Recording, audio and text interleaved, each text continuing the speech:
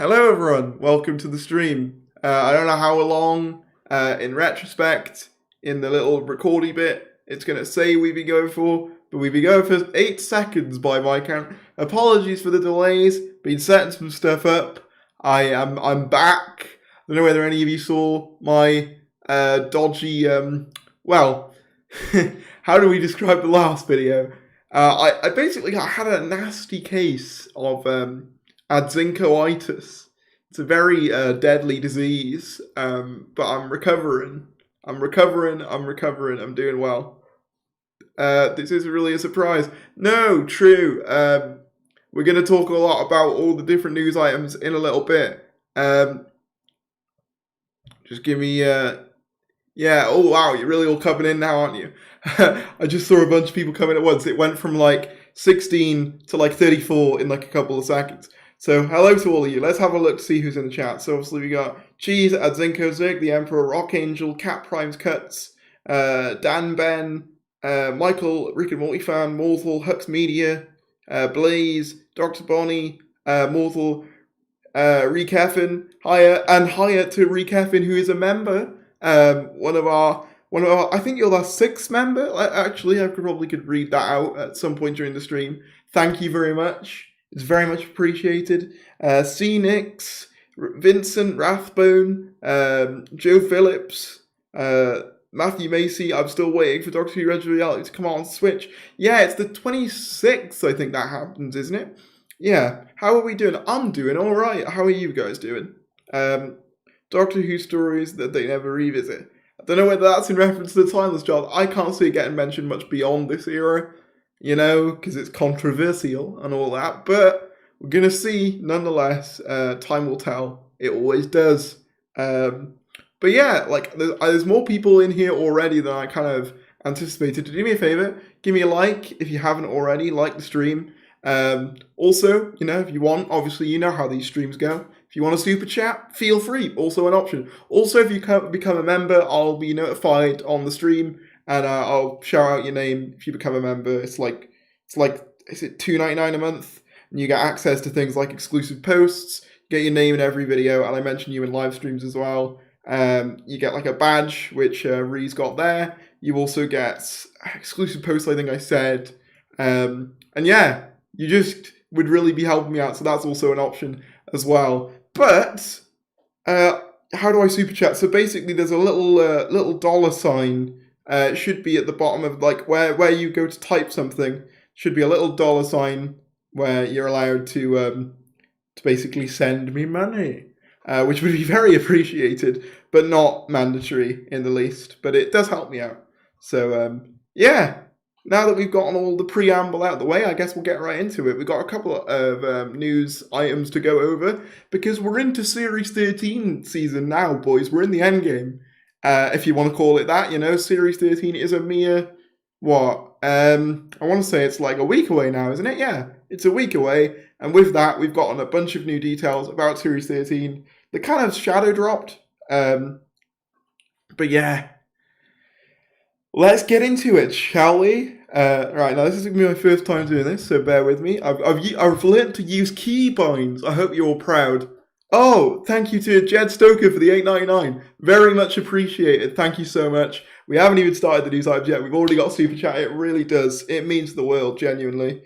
Oh man, I still don't get over that. You know, you never get over that quite when people send you money. They like to hear you waffle. They like to hear you waffle enough for them to send money. That's bonkers to me, but thank you very much. I really do appreciate it. But with that said, let's get into our news items for today, shall we? Hello to Faulty TARDIS as well. Hope you're doing alright. Alright, so our first news item. Jodie Whittaker talks Doctor Who Flux. Jodie Whittaker, the 13th Doctor, reveals more of what we can expect in Doctor Who Flux, her final full series as the current Doctor. I like how they've emphasised that. They seem to be going with that a lot in the promos and stuff. Basically talking about how, because there was the Radio Times cover, which we could probably talk about in a bit, that had Time's Up as its main feature, I guess. So all of the outside, I guess, elements, the outside licensees, that kind of thing, are really pushing the idea that this is Jodie Whittaker's final one. which I find incredibly interesting, despite the fact that we've got another year of Jodie around. She's going to be here till the specials, so I do find it interesting that they've decided to do that. But it does seem to be being emphasised nonetheless. I think it's more just, to be honest, Next Doctor sounds more enticing. Nothing on Jodie herself, it's just a marketing thing. They've done those Time's Up covers for most of the Doctors, although granted, they do tend to happen a bit later than this. Oh, we've got a $9.99 super chat from Kathy A. Thank you so much, and it's got a little pear. That's adorable. I've never even seen that. Thank you so much. I really appreciate it. But yes, so read the full interview below. I will. Jodie Whittaker, Mandip Gill, John Bishop, and Jacob Anderson star in an epic 6-part adventure which will take the Doctor and her friends to the edge of the universe and beyond, in a battle for survival packed with action, humour, terrifying new villains, and iconic returning monsters such as the Sontarans, Weeping Angels. The new series of Doctor Who tells one story across a vast canvas. It features a host of acclaimed British acting talent, including Rochendale Sandal, who we got pictures of most of these guys, I believe. Rochendale Sandal, Annabelle Scholey, Craig Parkinson, Kevin McNally, Sam Spruell, or Spruell, I'm not sure which, Robert Bathurst, Steve Oram, and Thadia Graham. From Liverpool to the depths of space via the Crimean War on a planet named Atropos, which shouldn't even exist. Okay, so that's a cool little detail. We've got a planet called Atropos, which I believe is a new planet, and it says it shouldn't even exist, which is really interesting. I also like, and this is something that I'm really glad of. I'm really glad of the fact we're getting off-world a bit more in this series. One of my main complaints with this era is that it seems to orbit Earth far too much. I think actually someone did a graph comparing all the different Doctors, how many stories they actually had in space, and Jodie Whittaker had less. The ratio of space stories to non-space stories was less than John Pertwee, whose era was famous for being stuck on Earth. So I'm really grateful of the fact that despite it's COVID and despite there are certain limitations, they are going to get to space this series. I think it's overdue in my mind. So yeah, that's cool. Also, so it gets confirmed that they're going to be fighting beyond our dimension. Something I've said for ages. In that very early initial John Bishop teaser announcement, they basically said universes, plural. So I've sort of, known for a while that they're going to be dealing with multiple dimensions and stuff. But it's nice to get it confirmed here. The Doctor and company face a race against and through time to uncover a universe-spanning mystery. What is the flux? So then it goes on to say, how did it feel filming your last series during COVID? Are we allowed to say that now, by the way? Can YouTube, confirm? Are we good to say that now? We're alright? We're good? I hope we are, because I could do without being demonetized. We started filming late because of COVID, so starting was a tentative time, because none of us had shot during a pandemic. So knowing it was my last, I knew it would be very nice. It would be very different because we weren't able to travel. We couldn't be tactile in the way that we were. But what was immediately reassuring is as soon as you get on set, no matter if the logistics or the face of the show seemed different because of the masks and all that, all of the heart and all of the love was still there, and it was still great fun. We were able to be safe as we could. We were able to be as safe as we could be, and as caring as we could be, and not lose the atmosphere on the set. It was such a pleasure to be around, so I was delighted. It was emotional to start with because you hadn't seen anyone, and everyone has gone through so much to the first day, and you want to make sure you're not the person to make a mistake, as the domino effect can be so catastrophic on the set. Also, it was the longest time I hadn't seen Mandip. Obviously, that could just be in reference to, I guess, the COVID and delays and stuff, but it could also mean, and I do hope that this is the case, I hope that we're going to get to see, as Zinko just said, 99 pence in, thank you very much, or £1 pretty much. Thank you very much, Zinko, I really do appreciate it.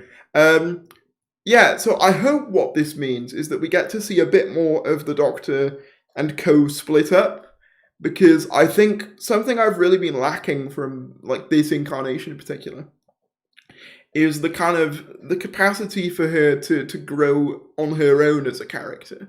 I feel like she's too often tied to so many different characters that I almost feel that to a certain extent they hamper the Doctor a little bit. So I would love personally like an Doctor only story. Kind of like what we saw with, like, I guess Heaven Sent or something like that. Something to just put the focus on her a little bit. Because I do feel like since she started, there basically hasn't been a moment where she hasn't been with the companions. But yeah. So I hope that's what that means when she refers to not seeing Mandip for a long time.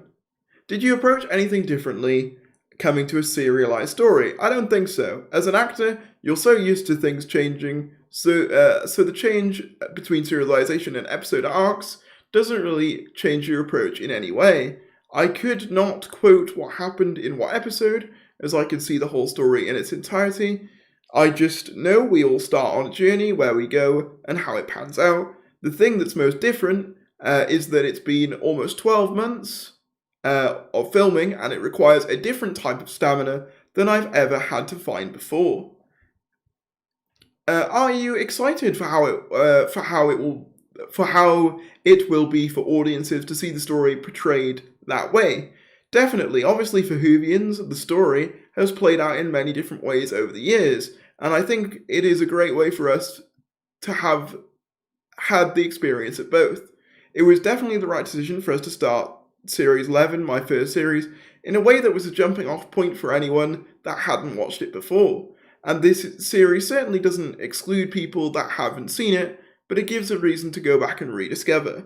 It also has brilliant cliffhanger moments, and that as an actor, and that as actors and for the characters, it gives a lot of different layers you can bring it. You don't want to play the end note in the first episode, because you know you've got this journey to go with any particular beat or particular emotion. Even with the serialization, it's still very episodic. Each episode had its own world, its own... Yes. So I want to say here, very quickly, this is kind of what I said when they said it was all going to be one story. Yes, it's all going to be one story, but there are going to be levels of separation. I guess what I would say is think more Series 6 than, I don't know, like an old school classic Who serial where they're all in the same location. Obviously, there'll be elements of where they return to the same locations in each story, but I wouldn't expect it to be all one continuous long narrative. There'll be little sub-narratives, I guess, in the story. It's not just going to be... I mean, it will to a point, but it's also going to have different locations and stuff like that. Which is kind of what I said before. But, where were we? Yeah, it's still very episodic. Episode has its world different from the rest. There may be characters you see again, but you certainly feel like you're taken through many different worlds and times like you would in our previous seasons. So, the final bit here is, were there any special moments that stood out to you for filming Series 13? For us, getting to know John Bishop has been wonderful. He came in at 110% with his energy and enthusiasm. He's been so much fun to be around. He's been a massive team player for us. We were still grieving Brad Walsh and Tosin Cole, and for him to come in and not to fill anybody's shoes and be his own person, we found a new dynamic, which felt brilliant. It felt so comfortable. I think the way you meet Dan and that whole introduction, those are really fun scenes. I think all the early scenes with him and the Carvanista have been really fun to shoot. So that implies, again, kind of what we've been seeing before, that the Carvanista are going to be basically an early villain. They're going to be in the first episode along with the Sontarans, which I do find particularly interesting. I'll be interested to see. The thing I'm concerned about, I will say, and obviously I'm planning on doing an entire video talking about my hopes and my concerns for this series. But one of my concerns for this series is that I do worry that it's going to give itself too much to do. Because in the first episode, we've got the introduction of Dan. Like, this is what we know of the first episode of the Halloween Apocalypse. We know the Sontarans are in it. The Carvanista are in it. We also know that it's going to introduce Dan, presumably as well Dan's parents, stuff like that. So I do worry that this series is going to be taking a little bit too much on, kind of like with most like Chibnall stories. I feel like they're a bit overstuffed. But then part of me is also really interested to see how it all balances out, and maybe the format will help that a bit. Be interesting, nonetheless. Someone says, Tharries, your cameo on Echo's End made me scream more than Capaldi's in Day of the Doctor. That's high praise. That is very high praise. I appreciate that. Yeah, that was a fun one to shoot. I can give a little bit of a fun anecdote about that. Like, it was really hot that day. It was really sunny. I was in Coventry with Joe and a bunch of other people. And so the sun was in my eyes, like directly. So if you pause that frame at any of the points that I'm in it, you can just see me scribbling by the sun. Yeah, that's a fun little anecdote. But yeah, it was just a short scene, but I very much enjoyed it. I also, fun fact, in that fan film, if you've seen it, in the opening, I also voice an alien. I voice the high-pitched lizard Time Lord guy. That's also me. So that's a fun fact. If you hadn't clocked onto that. But yeah, I'll get back into this. But yeah. Also, if you haven't already, please do like the stream. I very much appreciate it. I think the way you meet Dan. Okay, yeah, we did that. I think all the early scenes with him in the Carvin Easter have been really fun to shoot. I've been lucky enough to work with new people, but I've been lucky enough to work with people I've worked with before. This is the third time I've worked with Jacob. I've worked with Annabelle. We've played sisters before, and this was so lovely to spend time with her.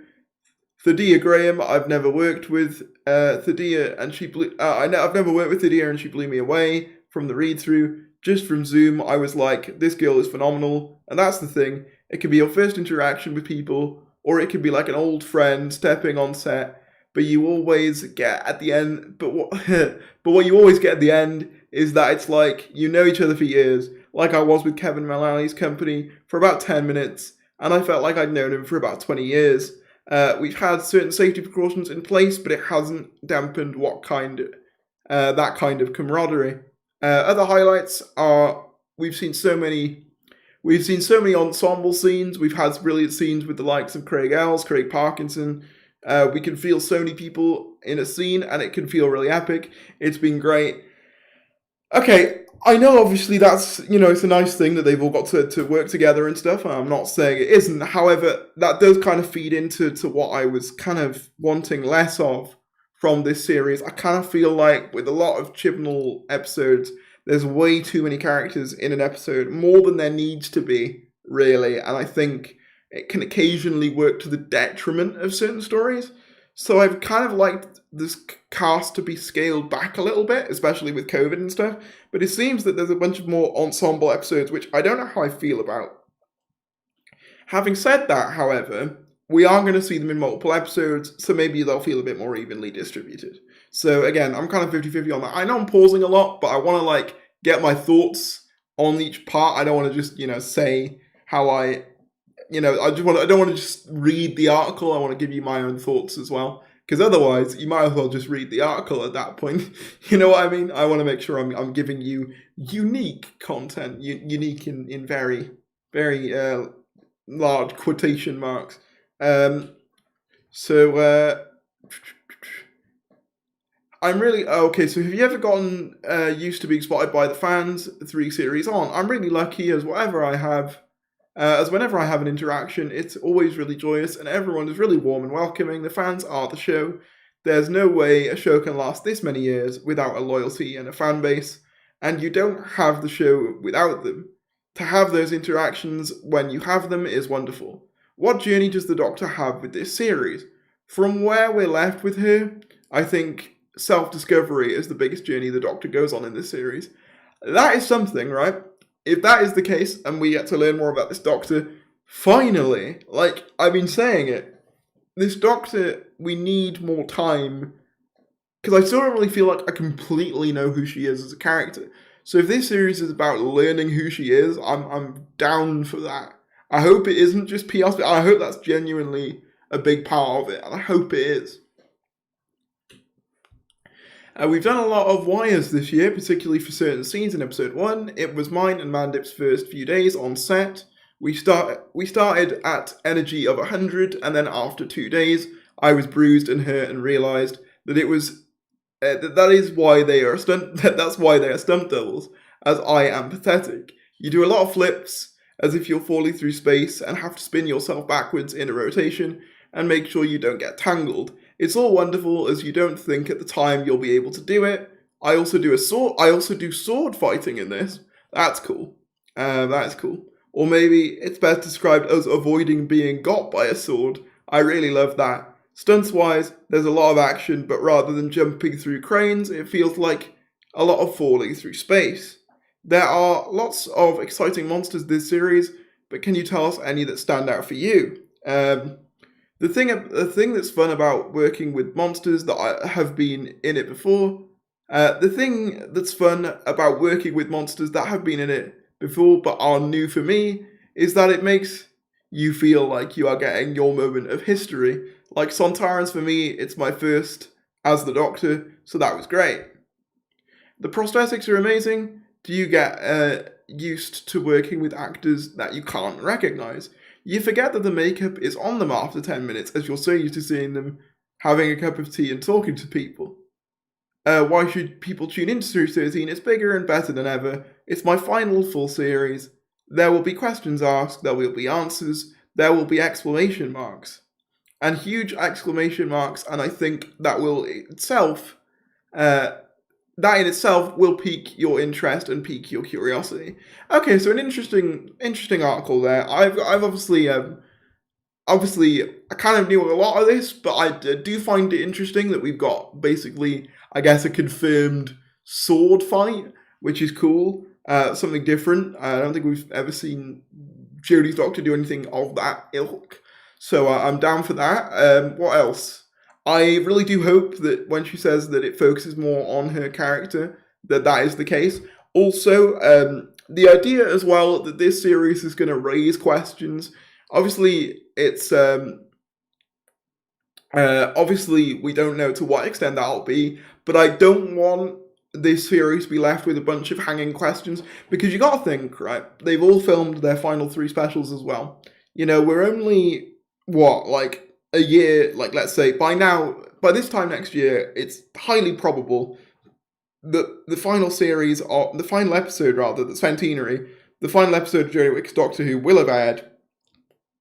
And what I don't want to happen is there be a bunch of hanging plot threads left for them to do. So my hope is that they wrap everything up. You know, I don't want too many more questions, but I got the feeling they might give us more, which I don't know how I feel about. But yeah, also if you're enjoying the stream, be sure to give it a like. But we've got a new article, so let's get into it. So I'm not going to go too far in depth with this. So How We Made Class, team behind Doctor Who spin-off reflect on cancellation and Series 2 plans. Basically, I'm not going to go too far in depth, but they talk about like the Weeping Angel cliffhanger and the stuff that was planned. So it's an interesting article. I'm not going to go fully in depth because I'm going to be honest, I watched the first episode and it wasn't really my cup of tea. So I'm not going to keep talking about something that I don't feel that I'm as well versed as some other people might be to talk about. But obviously we know that, you know, they've since gone on to work at Big Finish and stuff. And there are people saying that, you know, this would have saved Class. I don't know. I think Class is kind of one of those things. It was kind of a flawed premise from the get-go. Like, you know, when I think of spin-offs people wanted, and I know it's the sort of dead horse people like to beat Class with, but I just don't get where the thinking was. Like, oh, let's do a young adult drama about Coal Hill School. Like, there's not that many teenagers who really care about Coal Hill School. Even Doctor Who fans probably don't care about it enough to launch a whole spin-off around. So I do think it was kind of a, not a lackluster premise, but kind of just like a faulty premise from the start. Like, you know, it had potential, I'm not saying it doesn't, but I think ultimately, you know, it just wasn't the right fit for a spin-off. That's my personal opinion. I think a lot of the time it didn't quite know who it was aiming for as well. Whereas I think the best Doctor Who spin-off is Sarah's Main Adventures, and that very much knew its audience, which was kids, but it also knew not to treat them like idiots as well. It had a very good grip on how to do kids television, better than arguably some kids television now as well. But yeah, so this is the next big big article about Series 13. Doctor Who producer hints at follow-up series to the Timeless Child reveal in Series 13. I'm going to actually take a drink. The Timeless Child revelations will be followed up in Doctor Who Series 13, Matt Stevens teases. Get ready for some Fallout, Doctor Who fans. Oh, we're playing Fallout? We're going to go into a nuclear bunker? I'm sorry, I'm such an idiot. Jodie Whittaker's Doctor will revisit some loose ends from the Timeless Child reveal in the soon-to-launch Doctor Who Series 13, or at least that's what executive producer Matt Stevens seems to have implied in a new interview shared by the BBC. Fans of the show will recall Doctor Who Series 12 centerpiece, in which Whittaker's Time Lord discovered several big secrets about herself. She was the first Time Lord ever, known as the Timeless Child. The entire Time Lord race was genetically altered using her DNA, and she has lived countless lives that she can't remember. Although he didn't give much away, much in the way of clues, Stevens said in a new interview that Doctor Who Series 13 picks up on a lot of things that the Doctor learned about herself and her history at the end of Series 12. Viewers will be glad to hear that those huge revelations will have some sort of consequences, and it'll be interesting to see if Joe Martin's fugitive Doctor, one of the secret regenerations that we learned about, will reappear in with any new insights. I'm going to say this now, and I've said this on Twitter. If Joe Martin doesn't turn up in Series 13, it's going to be a really dodgy look for Chris Chibnall, because from people's perspective, it'll just look like he cast the first person of colour to play the Doctor as a bit of stunt casting, and you don't want that. You want them to have a proper, important purpose. You don't want people to just feel that they were just done for the sake of being done. Jo Martin's been done dirty. I agree. I really hope she is in Series 13, because if she isn't, it's going to be I think it's a dodgy thing that, and I don't know how I'll feel about that. Someone said something about the Timeless Child there, and I wanted to get the Timeless Child needs a good dose of napalm at a tosh. Feel sorry for Jodie with the rubbish she's been given. Yeah, I'm not a big fan of the Timeless Child either, and I'm not overly excited it's not an arc I would have done in the first place. But at the same time, I'm kind of glad they've not just completely ditched it, because I did hate, for example, in the Moffat era, when a certain thing got backlash, let's say, for example, the Paradigm Daleks, they just got wiped away forever, and any sort of, inkling of them just got completely removed. And I understand that's what people want with the Timeless Child to a certain point, but I don't like things just being dropped. I think it feels really unnatural. I think it's us as a collective, as fans, having a bit too much impact on the story, and it not really having a canonical reason for happening. It's just, the fans didn't like it. So, yeah, I'm kind of in two minds about it continuing, really. But I'm in two minds about this whole thing. But I mean, at least, they haven't just completely dropped it.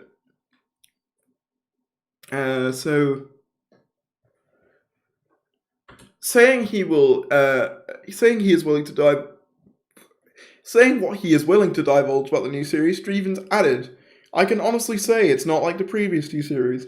It's huge in scope and scale and the jeopardy. Also, we've really tried to go as big as we could with the visuals as well. In terms of CGI and in terms of the design of the series, we really tried to pull out all the stops. When you watch the show, whether it's in 5 years' time or whenever, no one will be able to say you made that during a pandemic. We didn't want that to impact on the experience for the audience," which is fair. Stevens also explained the new series will have a run, which will have a run of 6 episodes, came together during development. He said Series 13 evolved quite late in the day. We had a plan for what we wanted to do, and then the pandemic hit, and we realized. And what we realised was that there were certain things we couldn't do in the normal way, as we had with Series 11 and Series 12. So rather than being compromised, as what you want for Doctor Who is every series to be bigger and better than the last, you don't want to rest on your laurels. Chris Chibnall, showrunner, came up with a brilliant idea of going, why don't we just do something different for our era? Wouldn't it be great if we told one big story? We knew he wouldn't be able to do the exact same number of episodes in the time that we had, so we came up with the fantastic idea of this overarching narrative. Each episode has the same bang for its buck. Each episode has the story of the week. I need to sneeze in a minute. We've still gone for that filmic quality for each episode, but much more than the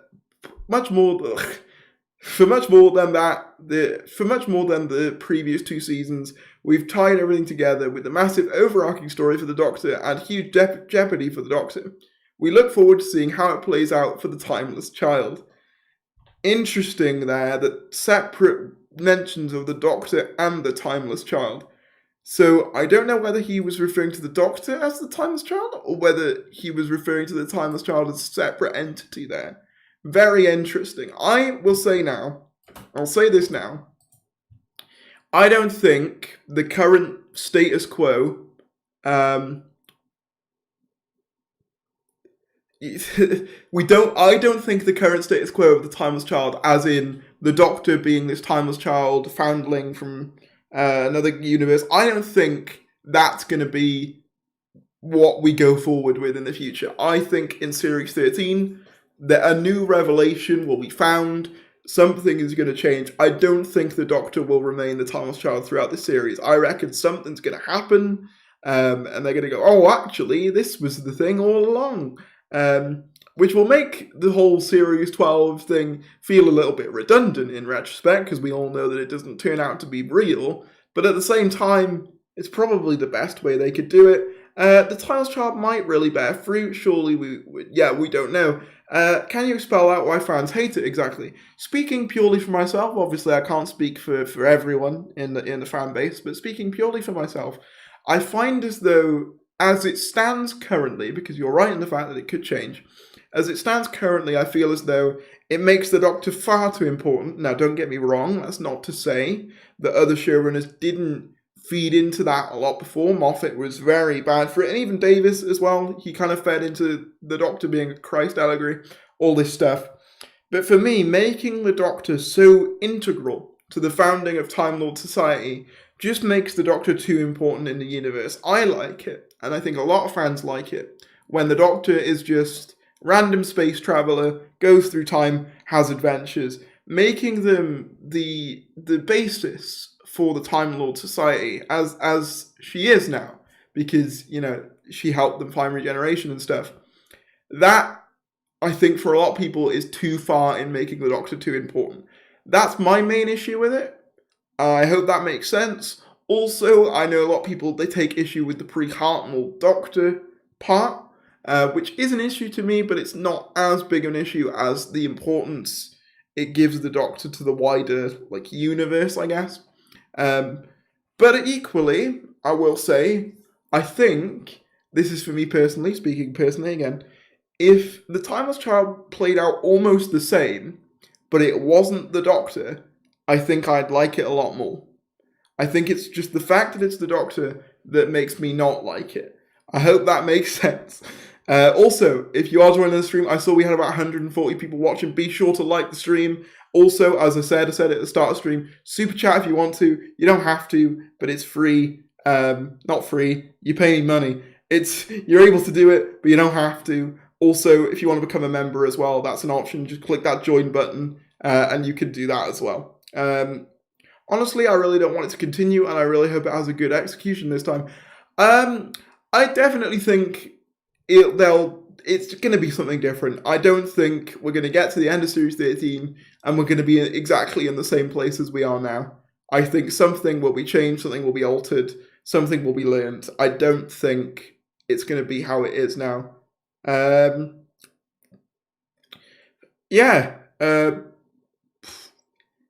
the Timeless Child is him. The Timeless Child is me or someone else. I don't know. But yeah, let's carry on. Let's go to the next article. Thank you all for tuning in. It's a really nice thing. Okay. So Doctor Who Series 13 Flux is the biggest nemesis the Doctor has ever faced. The Flux is coming. A release date, 31st of October. A fitting first episode title considering said release date, the Halloween Apocalypse, and a mysterious tagline, Flux, are just some of the big Doctor Who Series 13 reveals fans have been treated to of late. The latter has been causing quite the stir, especially after we just had a trailer that the Flux is coming. It sounds scary, sure, but what exactly is the Flux? Well, Doctor Who bosses Chris Chibnall and Matt Stevens shed some light on the cryptic tagline during an interview shared by the BBC.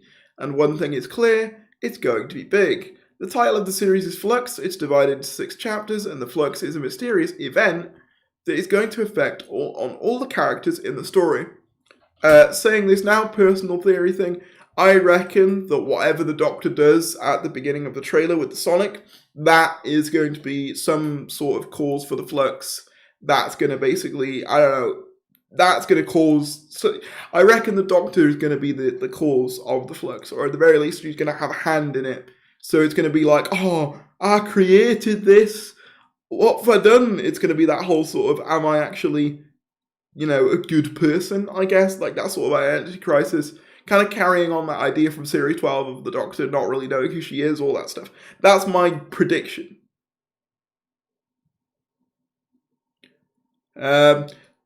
Someone said it's really agony trying to listen to you. Just fuck you. I mean, listen, man, no one's forcing you. No one is forcing you here. Like, I haven't roped you in with, like, a massive rope. I haven't thrown you in a cage and forced you to watch this live stream. It's just my live stream, and it's just as easy to click off as it is to click on. So that's my response to that. What was I talking about? Someone in chat remind me what I was talking about. I don't know. Oh yeah. So the Flux, I reckon the Doctor causes it with a Sonic. That's something I was gonna, yeah. Where is it? I said that. So it's kind of the biggest nemesis that a Doctor has ever faced, Stevens added. So big, in fact, it's earned its place as the first Doctor Who series title. So it's interesting how they describe Flux, because on the one hand they call it an event, and on the other hand they call it a form of nemesis. So I'm wondering, is it a person as well as an event? Is it both? Is it like one or the other? I don't know. Flux is such a nebulous thing. I've got a video coming out hopefully this week, as in this coming week, talking about my theories for Series 13 and some of your guys' theories for Series 13. And in that, we kind of go over what we think the Flux might actually be, like my most likely theory, which I won't spoil here, but I will tell you in that video. But yeah, very interesting that, like, they kind of refer to it as two different things there, which I do find interesting. He said it's a huge destructive force, but quite what it is and why it's become unleashed will become apparent as you watch the series unfold. It's quite awe-inspiring and terrifying, and the way it's realised on screen will be quite breathtaking for the audience as they realise what the Flux is and what the Flux does. If ever there was an answer that yields more questions, this is it. Stevens also revealed that the story is one that even those who haven't watched Doctor Who before could step into. If you've never seen it before, you could step into this one story, onto this story, he said. If you are ever going to come on board with Doctor Who, now is the time. I mean, quite a bold statement, given that we're literally getting a reboot, well, not a reboot, but a relaunch, I suppose, with RTD in a couple of years. But I mean, it'd be interesting to see how welcoming it is to newcomers, given how much in the way of returning villains we have. We have a lot of returning villains. So yeah, it'd be interesting to see how accessible they make that to new viewers, but I hope it is as accessible as they're making out. Who was I responding to? Just someone who'd been one of the mods deleted it now. I think it was Adzinko, but yeah. So thank you for that. Right, next one. Okay, Chris Chibnall reveals new Doctor Who monsters, the Ravagers, have a history with the Doctor. The Ravagers join a mix of new and old foes for Doctor Who Series 13. So they use this image. Oh, hang on. I've not actually. There we go. So I'll read that again. Chris Chibnall reveals new Doctor Who monsters, the Ravagers, have a history with the Doctor. The Ravagers join a mix of new and old foes for Doctor Who Series 13. As you can see here, here's an image of what they believe to be the Ravagers. It's interesting that they've put them as the Ravagers with such confidence. Maybe they know something we don't. News for Doctor Who Series 13 is coming in fast ahead of its launch this Halloween, with the aptly titled first episode, The Halloween Apocalypse. By now, fans should have enough to be excited about Jodie Whittaker's last season, especially when it comes to villains. By now, yeah, a couple of weeks ago was a bit of a different story. Classic foes include the Weeping Angels, the Sontarans, the Ood, and the Cybermen have already been confirmed. These old monsters join new threats, including the series' mysterious tagline, Flux, the biggest nemesis the Doctor has ever faced, and new villains called the Carvanista and the Ravagers. Mind you, these Ravagers don't seem to have anything to do with Christopher Eccleston's Big Finish audio drama of the same name, as far as we can tell. Yeah, they do look pretty different. When asked who exactly the Ravagers were in a new interview published by the BBC, showrunner Chris Chibnall explained that they are a couple of characters who we meet, who are creatures of another dimension who have a history with the Doctor. But I even think with this, I am giving too much away, of course. Now, the interesting thing here, Mr. TARDIS, I don't think I'll be able to find the exact tweet, but he rightly pointed out that they are from another dimension. This confirms the other dimension thing. Also, the idea that these new villains that we've never seen have history with the Doctor. Now, as we've just read, the Timeless Child is planned to be featured in this series, and we're now seeing a new villain that apparently has history with the Doctor. I don't think it's too much of a stretch to suggest that those two have some overlap. If the Ravagers were something that the Doctor knew in her Timeless Child form, pre us knowing them, that would make sense. They've also said, I think it was Mr. TARDIS who said, it could be that the Ravagers actually have history with Joe Martin's Doctor rather than Jodie Whittaker's Doctor, which is a theory I really like, and I really hope it's true because they need to bring back Joe Martin's Doctor just out of courtesy more than anything. Let me just change over one sec. Let me just change back over to the article here. So here we go.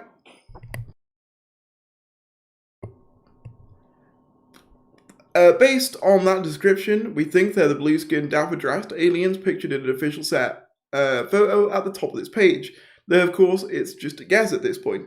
Chibnall offered some insights into why he chose these villains, saying, I think you're always thinking who is interesting for the Doctor to go up against, who is going to reveal new things about the Doctor. He added, but with villains and monsters, generally you're looking for an interesting visual, an interesting idea, something that will be scary or fun or a mixture of both, and an underlying character. That will be great for any actor to play, or great for the Doctor.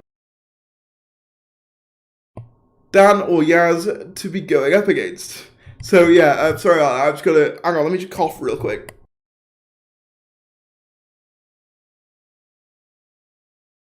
Sorry, I just didn't want you to listen to my coughing, I just had to cough. Yeah, so I think I read all that, yeah I did. So very interesting stuff there. I hope that it's true. If you do remember,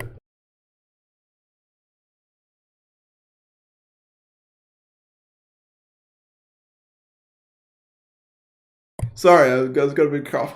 If you do recall, what was I saying? Oh god, it's all gone. It's all gone wrong. What was I saying? If you do recall,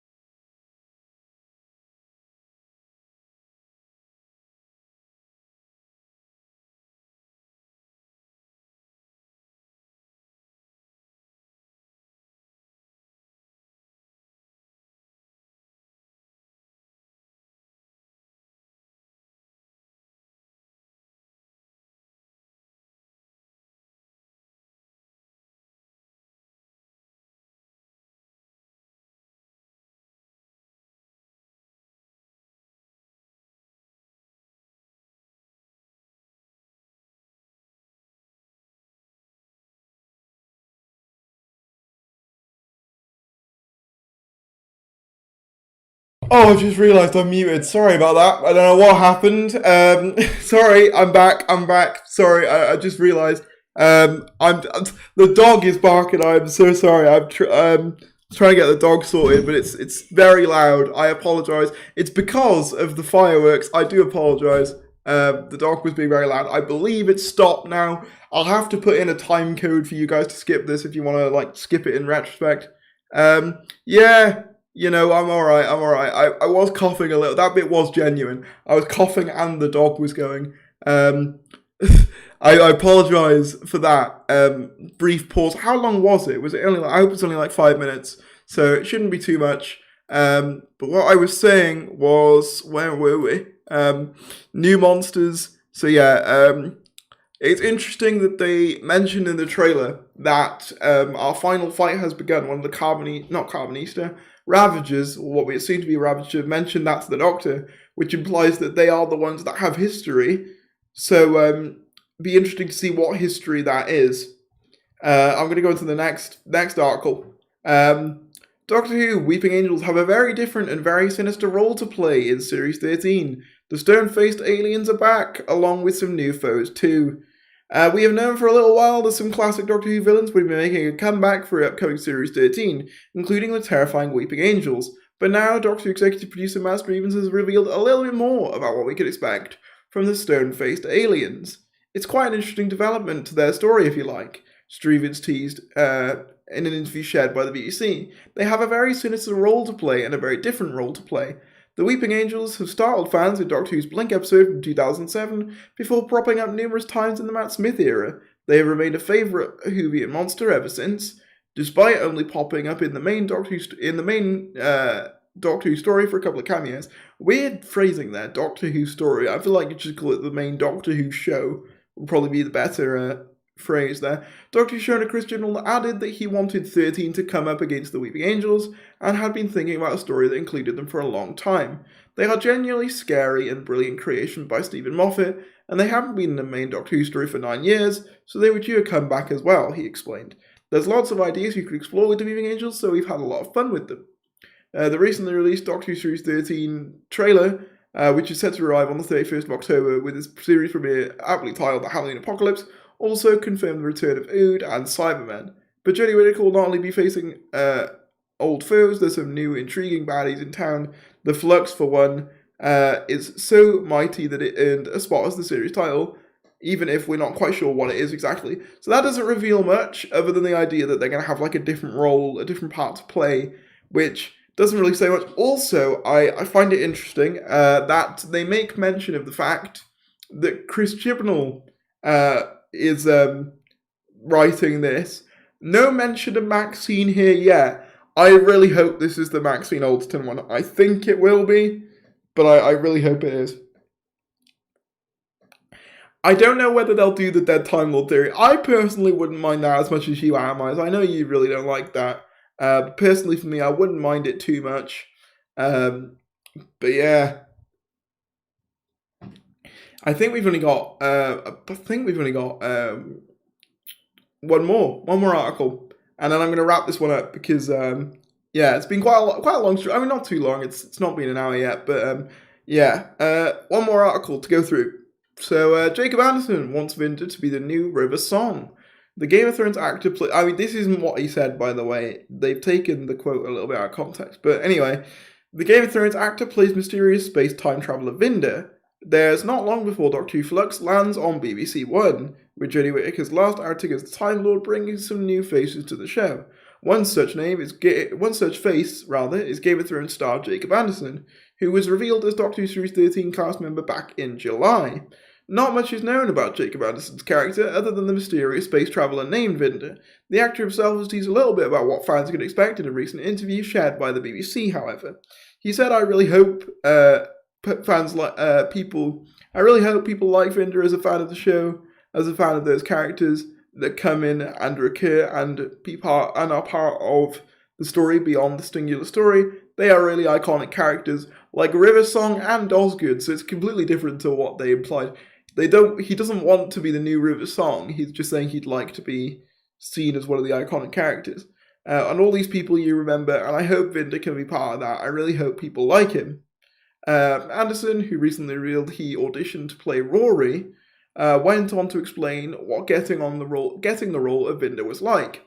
It was a complete surprise. It felt like it was completely out of the blue. He said, but it was one of those things that I always wanted to do. There are certain goals or dreams you might have in your life, and the minute you stop obsessing over them, that's when they happen. I had no expectation at all to be asked to be part of it. And Chris Chibnall swooped in and asked if I'd like to be part of the iconic show. That means a lot to me. Though we don't know exactly how Vinder will fit into the story, we do know that the Doctor will have plenty of new foes to face. Yeah, this is just the same thing again. So that's basically that article. Very interesting stuff, as I say. I think the fact that Jacob Addison can name drop Osgood, a character that's not really like what you would consider the most iconic, makes me think that he is a proper fan, which is always nice to see.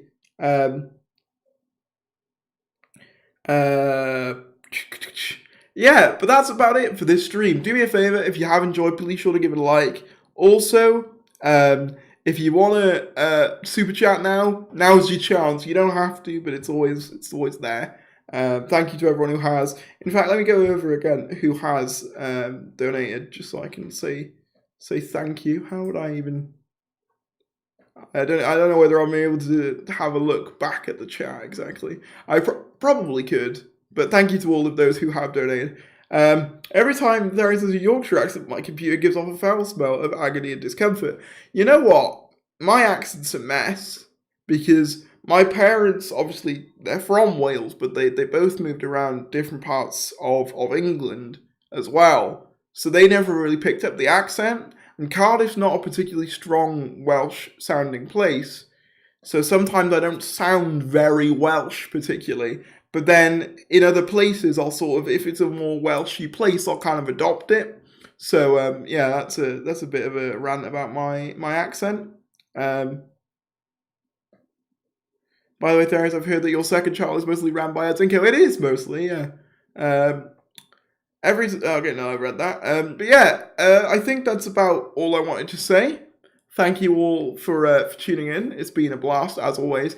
Adzinko, do me a favor. While I remember, put in a pinned comment just to say like how to skip the muted audio bit so that people can on rewatches. But yeah, thank you all for tuning in. It's been a fun one. Sorry about the little delay there. I hope it wasn't too bad. And I'll see you all in a bit. All right, take care, everyone.